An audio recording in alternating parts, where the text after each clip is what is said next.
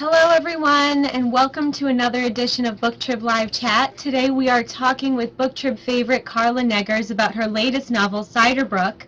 It's the third installment in the acclaimed Swift River Valley romantic mystery series. And Carla has been writing since age 11. She's the author of more than 60 books with millions of copies in print in more than 30 countries. More than 24 of her books have landed on the New York Times, USA Today, and Publishers Weekly bestseller list.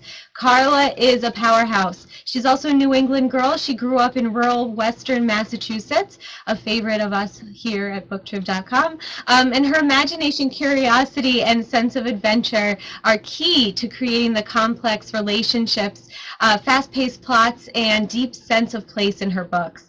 Today we are giving away copies of Cider Brook, so after the chat, head on over to BookTrib.com to enter to win. And please remember to sign up at BookTrib for the latest news on live chats, giveaways, and original content.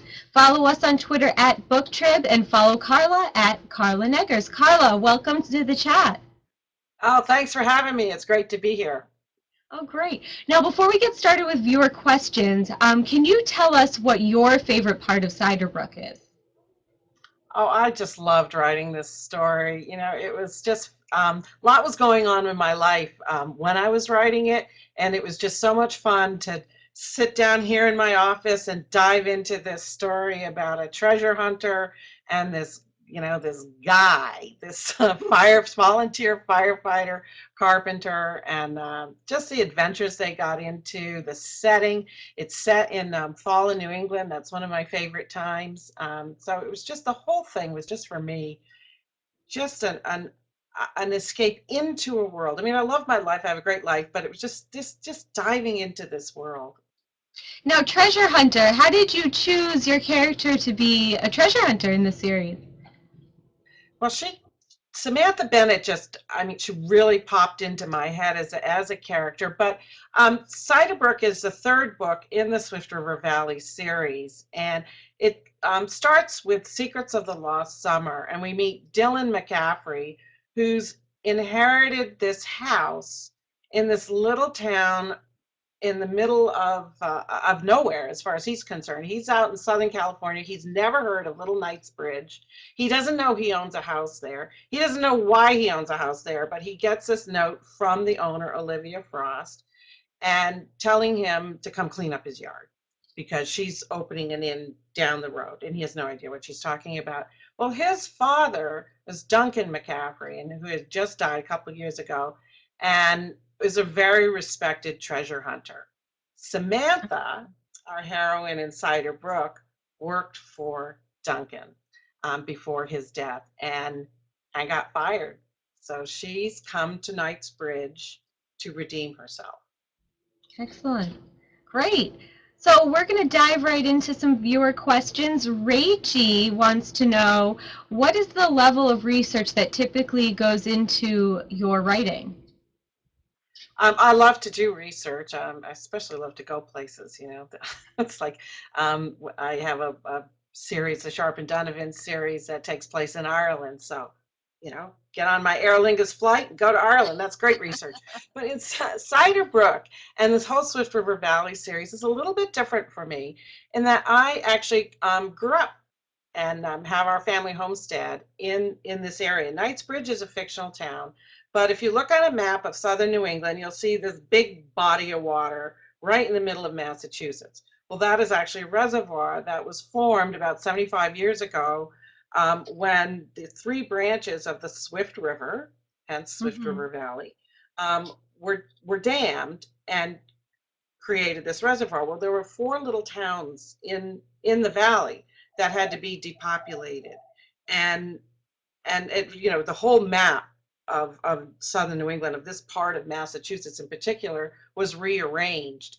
And so for me, this was home. This is where I grew up, and I grew up with people who had been displaced, and you have these little little towns on the edge of the reservoir. And I grew up right on the western edge. Our family homestead was right there. So I have all this just this knowledge that I picked up just from being from there, from living in this little town, growing up in this little town, climbing a tree and sitting up in on my branch and writing and looking out across the protected wilderness towards the Quabbin Reservoir. Mm-hmm. So that part was just the research was just what I knew, but then I started delving into more about the area, learning things that I had no idea. I mean, I talked to my mother and the little Stonehouse Museum in our little town, and just learned so much more. So then you take Cider Brook and the very specifics. We have pirates, so that was fun Hmm. to research. The Yeah. real pirates, and it's fun to think about, oh, Johnny Depp and Jack Sparrow, but what was the real life of pirates? And we have Samantha coming to this little town looking for pirate treasure. And so I started to research, well, could that have happened 300 years ago? Could a pirate have come, what was, the wilderness Hmm. 300 years ago when the pirates were roaming the East Coast? So that research was a lot of fun for me. And then we throw in cider and apples. I had to research apple cake. That's a good thing to research, I would say. Lots of eating. I approve. Well, what are the qualities? Ashley wants to know what the qualities. What do you think your characters and what are the qualities that you think your characters in Cyberbrook possess that make them so likable to readers? Because they are. They feel like you're friends. You feel like you know them very well. There's a sense of connection that the reader has when reading your books. So, what is it? Well, I What do you love think the magical touch is? Sure. That's a great question. Because for me, I don't ask myself that, like, what could make Samantha Bennett likable? What could make Justin Sloan likable? For me, it's who are they? What makes them jump off the page for me? What makes them genuine? So I ask myself those questions as I'm trying to figure out who these characters are. So at Cider Brook, I knew that I had this woman, this treasure hunter, coming to Knightsbridge, and I knew that she had some kind of problem that she was solving, hoping to solve in town. So so I jumped off from there, and then I knew that she'd end up in this abandoned cider mill. Well, actually, I wasn't sure it was a cider mill at first. I just knew it was this old mill, which is a lot of the streams around where I grew up have these old foundations of mills or old mills that have been restored.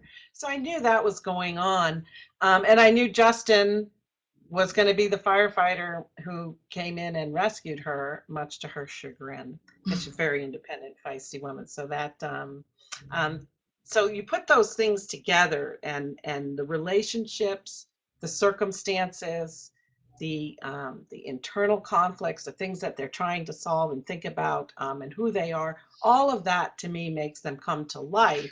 And the Mhm. likability. I mean, I love it when I hear from readers and they say, the Swift River Valley series. They just they miss the people when we're between books. And I love that idea because I think of this little town, Knightsbridge, as being, I created this town and I'm populating it with interesting people.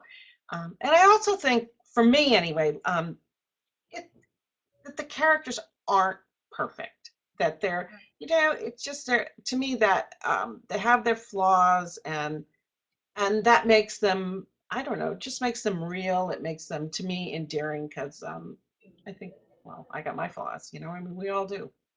Hmm. Now, do you personally miss your characters when you're done writing the series? This is a question from Casey, but I am wondering the same thing. So, oh, that's a good question too. Um, well, since I have two series going on, I have the Sharpe and Donovan series, which is a suspense series with the two FBI agents, and I'm putting the finishing touches on Harbor Island right now, which is the next book in that series. And so I'm really caught up in all of those characters, but I have the fourth Swift River Valley book in my head, and it's called Echo Lake, and the characters are coming to life. Um, we'll just say that Justin Sloan in Cider Brook comes from there's six Sloans. There's five brothers and one sister. I actually have a cousin. She's the youngest of eight, and she has seven older brothers, and that's always fascinated me. I have six siblings, um, and it's three and three brothers and three sisters. So this is a big family, and one of the characters in Echo Lake is from the family. We get to know Heather better. So when I think about diving back into that, it's like, oh, it's like going on a trip, going on a visit. But I love being with the Sharpe and Donovan characters. So when I finish up Echo Lake, I'm really gonna be excited about going back with them too. Oh, great. Now, you mentioned that you grew up in a huge family. Now, I understand you grew up in a family of nine, and your father was a big storyteller. How did that impact the way you write now as an author? Well, it was really fun. I mean, here I am growing up in New England, first generation New Englander. My father was a Dutch sailor, and came to this country after the war. And my mother, who was quite a bit younger than he was, grew up in the is from the Florida Panhandle. So they would tell stories, and my father was a real great storyteller about these people, my family that we just didn't meet. We didn't know them. I've gotten to know some of them later, but when I was a kid, so I was trying to imagine and picture these people and places that I had never been to. Plus, they were just great stories. I mean, sailors, I think, always have tremendous stories. So my father would tell. I mean, I don't know how many of them were tall tales, but in any case, they were good tales. That's what matters. Now, Casey has another question. She says, "What is the best thing about being a writer, and what's the worst thing about being a writer?" Oh gosh, there's so many best things about being a writer. I mean, I love to tell stories. I love to make these characters and these stories come to life on the page and so just the process of writing it. I love it. I love it as much as I did when I was a kid and I climbed my tree and sit up there on my branch and spin stories. So I love that. I love all the research. So all the aspects of being a writer of creating the story, I really love. That doesn't mean it's always easy, but I do love it. Um, and what's the worst thing? I mean, for me, the worst thing is just, I guess, would just be for like anybody else, just having to deal with some aspects of the business of writing. Right. Fortunately, I work with really wonderful people. Um, I have a wonderful publisher, a wonderful editor, wonderful agents. In fact, we're all talking tomorrow, so it's a good thing I'm saying all these positive things, right? So, Definitely. So but what's the it's really yeah, it makes a big difference to work with great people because the business is always changing and not never more and not all the time I've been writing is in the last few years. So that can be because it could just take shit out of the book. It's like, what do you mean? right? I got it. Okay, I'll do Go this. back to the But real. but I do love being a writer and I love doing this sort of thing, coming up for air. I'm a people person. I mean, I spend a lot of time writing alone. So coming up for air and getting to talk to readers and do this sort of thing is fabulous. Oh, that's great. Now, Colin wants to know how important names are in your book. Do you choose names based on liking the way it sounds or the meaning, or do you have any name choosing resources you recommend, I guess, for fellow writers? Yeah, it's funny how the name has to feel like the person. And every now and then I'll be writing along and I'll have a name and I go, nah, it's just not this person. It's the wrong name. And then I change it. Um, and sometimes there'll be a name that is just it's too similar to another name. So there can be like these really objective reasons you look back and go, okay, as a reader, I might be confused between these two characters. I mean, I have that I love, love, love the Lord of the Rings, but I mean, all those S names.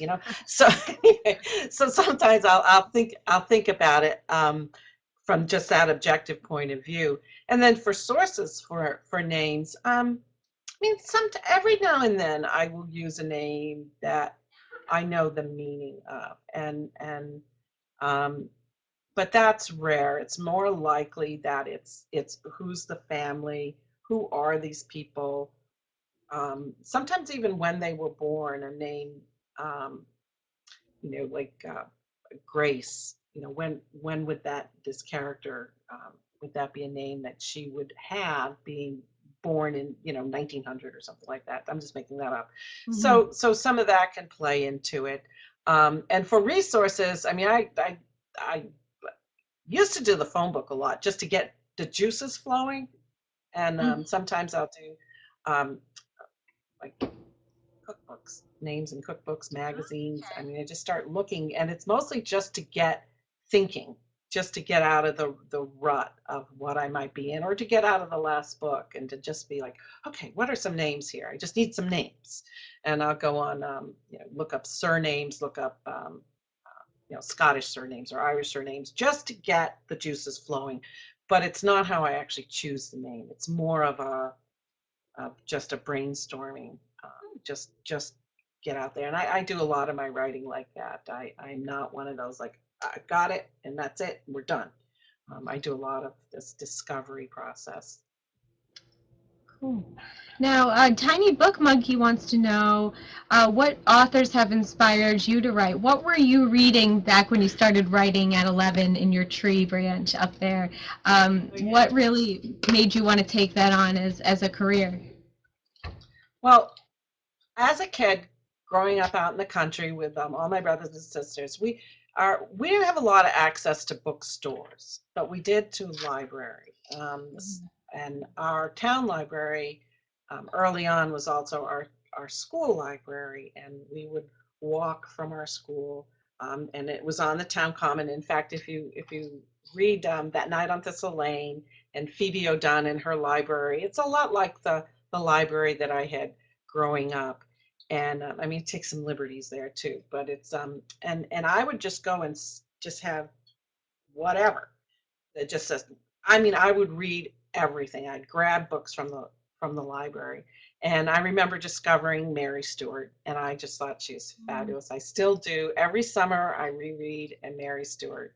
And then my oldest brother Jacob is a big reader, and he had oh, he's very neat. He's still very neat, and he had stacks of of comic books.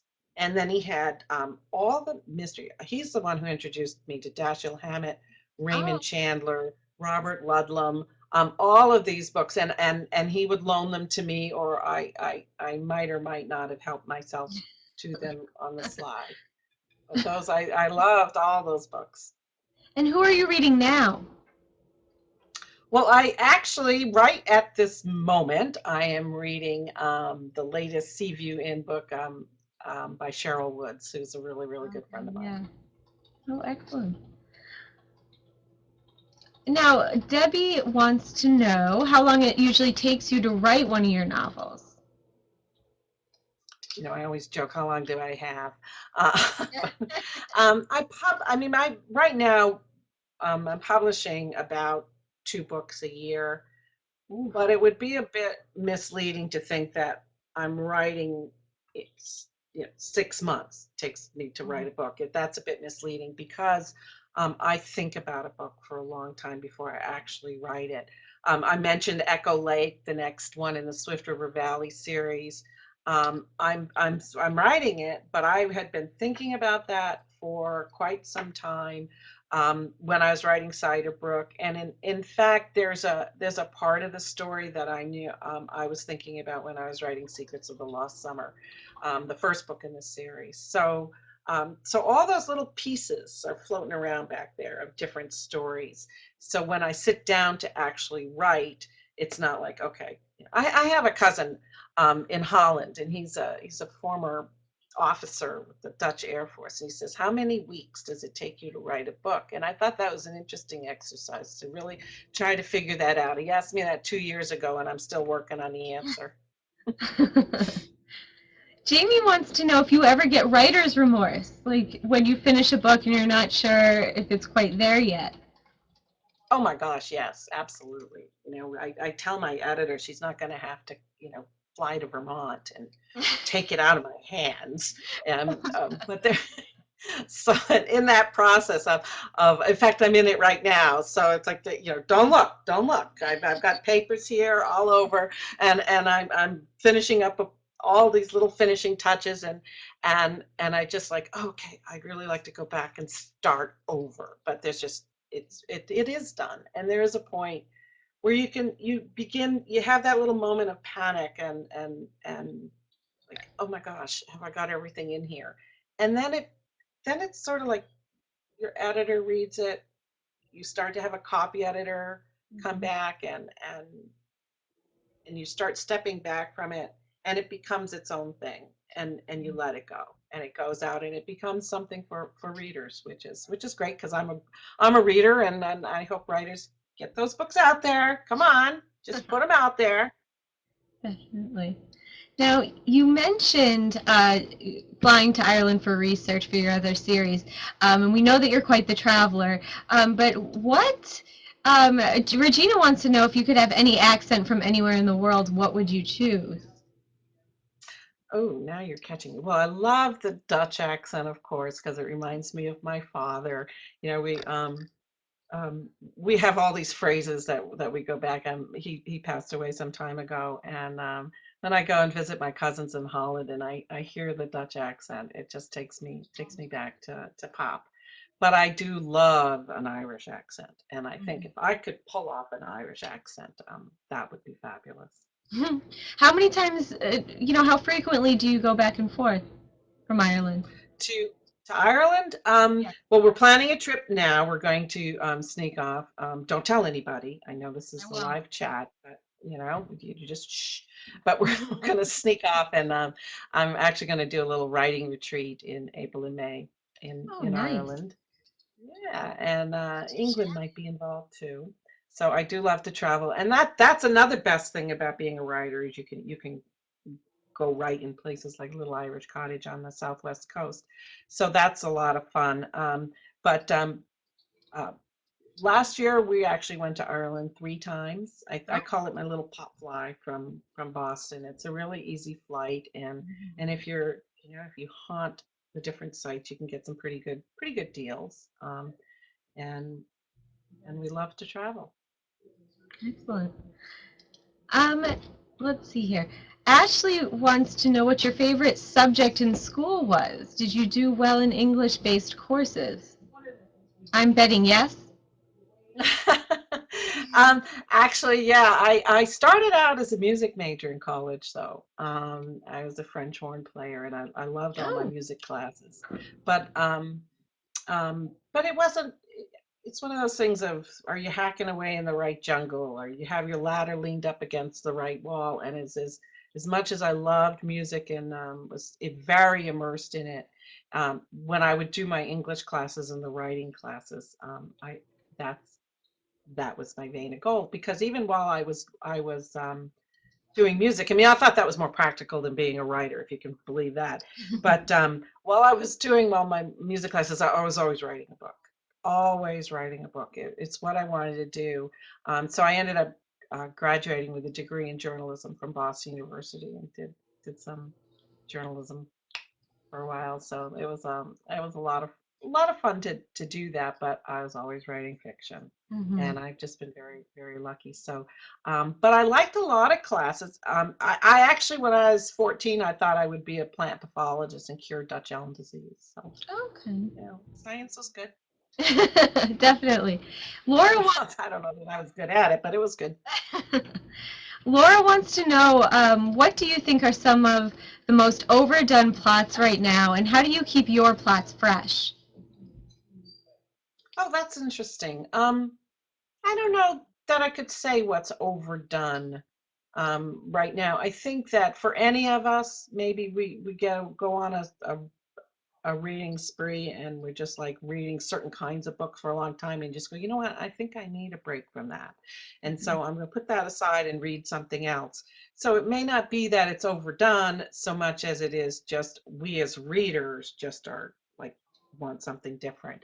And that plays into me as a writer too. So I have the Swift River Valley series, and it's really not, I love suspense. I love the Sharpe Donovan series, but for me, it's kind of fun to dive into a world where we're not going to stumble on a murder. It is contemporary romance. The relationships come into play, but there's also a touch of mystery. We have Samantha, trying to solve this 300-year-old pirate mystery, but we do know the pirate is dead. This is not a mystery.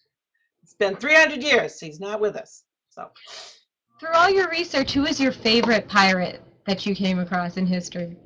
Real. oh, that, yeah, yeah. I can't say Johnny Depp, can I? Well, there's so many interesting ones to me. I don't know that I can name a favorite because some of them, I think the ones who were, and try to, I'm not gonna come up with a name, but the ones who were really like they were privateers and then became pirates, and they weren't bloodthirsty. So it's the ones who were really brutal and bloodthirsty. Those would not be my favorites. Hmm. Now, Camilla wants to know what's the top question you get asked during an interview or book event? Um, it goes between where do you get your ideas, and do you write by an outline, or do you do seat of the pants? I would say those are the two most Hmm. um, prevalent questions, most frequent questions. And where do you get your ideas, outline, and how long does it take you to write a book? Mm. Now, you have more than 2 dozen books, as I mentioned, that have been New York Times, USA Today, and Publishers Weekly that have hit the bestseller list. And what does it feel like to have such a loyal fan base? Does it feel like, a group of friends all of your own? Is it almost like a family feeling? It's pretty amazing to have that kind of following, and just love to know what that feels like for you. Well, I'm tremendously grateful. I can tell you that I love to write. I work really hard at it, and I do the very best I can. I give 1,000% to each book I write, and so for readers to come back and fall in love with the world that I've created and the stories and to just want more is tremendously gratifying. So it's just as great, back in the day, when I was up in my tree and I was hiding. I didn't want anybody to know I was writing. During the bad weather, I'd actually hide in my closet and sit there and write. And my sisters found one of my books and started reading, and I was like, really, like, oh my God, just mortified. I didn't want anybody to see it. And so they sat on me and read it out loud, and we laughed. But that was great because I realized that I love to write popular fiction, entertainment, and you know what they say, that entertainment it is a union between the reader and the story. So to have you need a reader. So it was wonderful, and they wanted me to finish the book, and I did, and that was the very first book that I finished. I'd started a bunch of them, but knowing that they were there wanting me to finish it, wanting to read the rest of the story, kept me going. And I mean, I was like what, 13 or something, 14, Mhm. and so it was a really wonderful experience. And I think of that now when readers write to me, or we're on Facebook together or Twitter or wherever, meeting in a bookstore at a conference, and we talk about the books and about the next one and the excitement, and it's a great feeling, and I know I feel that as a reader myself. I'm just so excited when one of my favorite writers has a new book out, or I discover one. I mean, when I found out Mary Stewart had all those books, because I mean she was, well, by the time I talked to, discovered her, she had like most of her career behind her. So it was just so exciting. I said, "Oh, there's a whole shelf of these books. This is so cool." And then Agatha Christie, what was it, like 80 of them? So it was fabulous. It was great. Oh, well, Carla, I just want to thank you so much for stopping by today and talking with us. As I said, we're big fans of all your books here, especially Cider Brook, the latest, out now. You can find it wherever books are sold. And thank you so much. Well, thank you all. And remember, everyone, we are giving away copies of Cider Brook, so if you head over to BookTrib, you can enter to win, and we will see you next time. Thanks so much.